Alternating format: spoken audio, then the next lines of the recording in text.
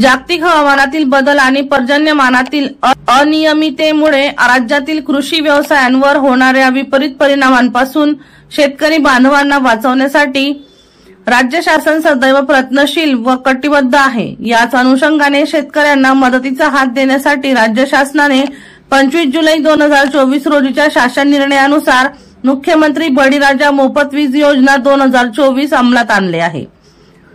महाराष्ट्र राज्य नियामक आयोगाच्या निर्देशनानुसार संपूर्ण राज्यात कृषी वाहिन्यांवरील शेतकऱ्यांच्या कृषी पंपांना रात्रीच्या वेळी 10-8 तास किंवा दिवसा 8 तास 3 फेज विजेची उपलब्धता चक्राकार पद्धतीने करण्यात येते।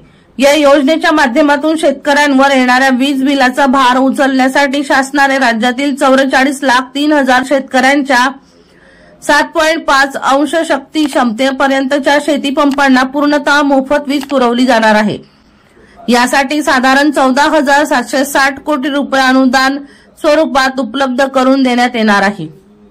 वर्षा लोहार यांचा रिपोर्ट V1 लाईव्ह जळगाव।